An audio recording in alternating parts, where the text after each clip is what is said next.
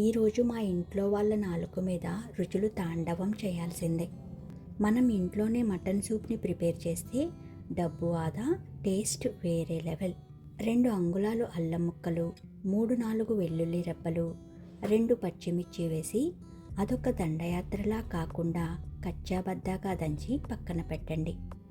1/2 KG mutton బోన్స్ని wash చేసి కుక్కర్లో వేసుకోండి. 4 లవంగాలు, ఇంచు దాల్చిన చెక్క, 3 యాలకులు, టేబుల్ స్పూన్ ధనియాలు, టేబుల్ స్పూన్ మిరియాలు, కొత్తిమీర కాడలు, సగం ఉల్లిపాయ చీరికలు, పసుపు, రుచికి సరిపడా ఉప్పు, కచ్చాబద్దాకా దంచిన మిశ్రమం, 1/2 లీటర్ వాటర్ వేసి 7-8 విజిల్స్ మీడియం ఫ్లేమ్ మీద రానివ్వాలి.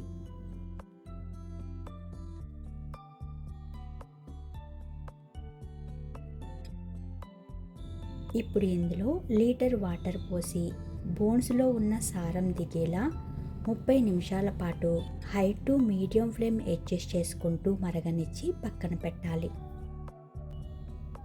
వేరొక గిన్నెలో 4 టేబుల్ స్పూన్లు ఆయిల్ వేసి సన్నగా తరిగిన వెల్లుల్లి తరుగు, అల్లం తరుగు, పచ్చిమిర్చి తరుగు వేసి మీడియం ఫ్లేమ్ మీద వేయించాలి. టీ స్పూన్ కారం వేసి పచ్చివాసన పోయే వరకు వేయించాలి. కాచి పక్కన పెట్టిన సూప్ని ఇందులో ఫిల్టర్ చేయాలి.